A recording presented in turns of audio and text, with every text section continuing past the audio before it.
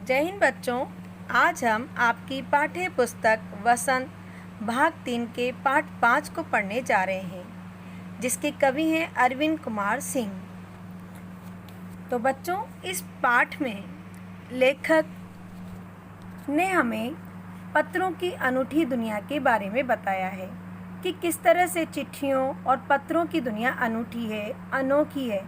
आजकल का ज़माना व्हाट्सएप, SMS, मोबाइल का ज़माना है, कोरियर का ज़माना है। चिट्ठियाँ कहीं पीछे खो गई हैं, लेकिन एक ज़माना था जब चिट्ठियों की बहुत अहमियत हुआ करती थी। लोग डाकियों का इंतज़ार करते थे और चिट्ठियों को सहेज कर रखते थे। अपने प्रियजनों की चिट्ठियों को सहेज कर रखना और पुरानी यादों को फिर ताज़ा करना बहुत ही सरल था। लेखक ने चिट्ठियों की महत्व के बारे में बताया है कि पहले किस तरह की चिट्ठियाँ हुआ करती थीं। इस पाठ के अंतर्गत पत्रों की उपयोगिता, सभ्यता के विकास में पत्रों के योगदान, बदलाव और दुनिया में भी पत्रों की महत्वपूर्ण भूमिका है। पत्र प्रेरणा के स्रोत हैं। दस्तावेज के रूप में पत्र, ग्रामीण लोगों द्वारा पत्रों का बेसब्री से इंतजार करना आदि का विस्तार पूर्वक वर्णन किया गया है। तो बच्चों, मैंने इस पाठ को 5 भागों में डिवाइड किया है।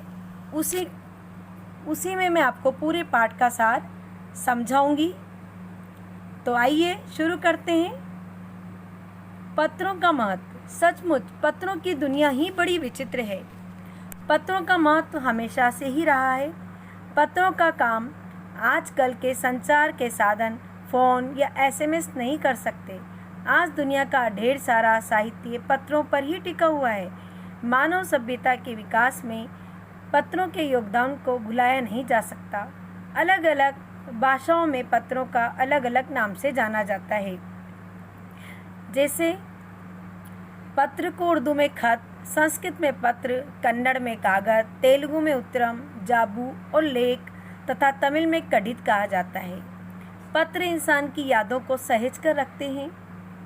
प्रत्येक व्यक्ति की अपनी विशेष लेखन कला होती है, अर्थात कि प्रत्येक व्यक्ति पत्र लिखने को अपने ढंग से लिखता है। भारत में प्रतिदिन 4.5 करोड़ डाक में डाली जाती हैं और उन चिट्ठियों के द्वारा उनकी अहमियत के बारे में आसानी से जाना जा सकता है। सेकंड पॉइंट है बच्चों, पत्रों की दुनिया में बदलाव। प्राचीन काल में पत्रों को लाने ले जाने का काम हरकारें या फिर तेज गति से दौड़ने वाले घोड़े करते थे, पक्षी करते थे। पहियों के आविष्कार के बाद इसमें बदलाव आया है। रेल और तार के द्वारा पत्रों की दुनिया में व्यापक परिवर्तन हुआ है। टेलीफोन, वायरलेस और इससे भी आगे बढ़कर रेडार इस परिवर्तन में हाथ बटाता जा रहा है। थर्ड पॉइंट, पत्र संस्कृति विकसित करने के उपाय। पिछली शताब्दी में पत्र लेखन ने एक कला का रूप ले लिया है। लोगों में पत्र संस्कृति विकसित करने के लिए स्कूली पाठ्यक्रमों में पत्र लेखन का विषय शामिल किया गया है, जिसमें 16 वर्ष से कम आयु वर्ग के बच्चे भाग ले सकते हैं। यह प्रतियोगिता सन 1972 से शुरू की गई। यद्यपि ये सही है कि संचार के बढ़ते साधनों के कारण पत्रों की आवाजाही प्रभावित हुई है, परंतु व्यापारिक पत्रों की संख्या में आज भी वृद्धि हो रही है। एक समय लोग पत्रों का महीनों इंतजार करते थे, पर आज परिवहन के साधनों के विकास ने दूरी को अत्यंत कम कर दिया है। आज पत्र के अलावा संचार के अन्य साधनों का भी प्रयोग किया जाने लगा है। फोर्थ पॉइंट, पत्रों के अनेक रूप। अनेक लोग ऐसे होते हैं जो अपने पूर्वजों की चिट्ठियों को संभाल कर रखते हैं विरासत के रूप में। बड़े बड़े विद्वान, पत्रकार, लेखक, उद्यमी, कवि, प्रशासक आदि के पत्रों को अनुसंधान का विषय बनाया जा रहा है। नेहरू जी ने अपनी पुत्री इंदिरा गांधी को जो पत्र लिखे थे, वे आज करोड़ों लोगों के लिए प्रेरणा स्रोत बने हुए हैं। पत्रों को संभाल कर रखा जा सकता है, पर फ़ोन या SMS को नहीं। दुनिया भर में जानी मानी हस्तियों के पत्रों को संग्रहालयों में रखा गया है। जो देश काल जानने समझने का असली पैमाना है।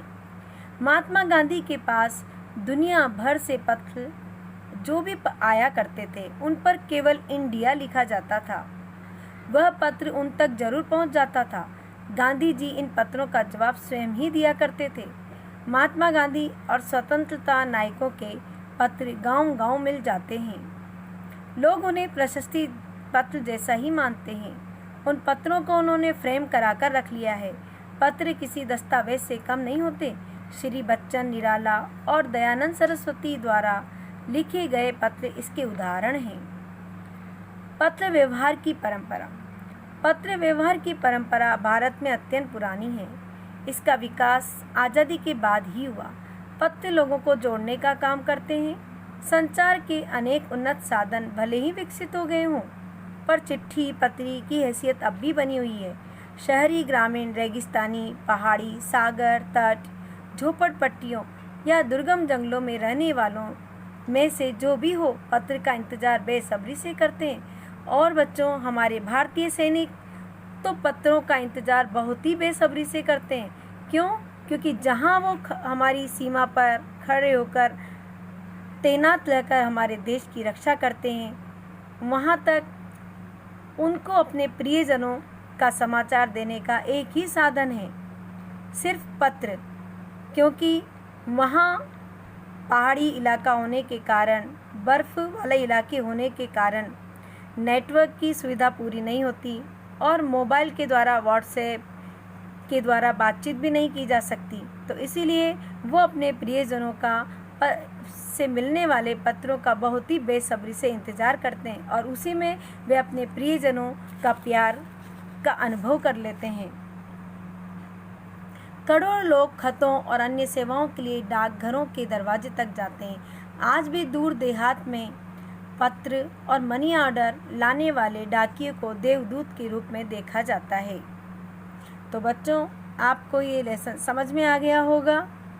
आप इसको अपनी पुस्तक के द्वारा दोबारा फुल चैप्टर की रीडिंग करिएगा। Okay, thank you.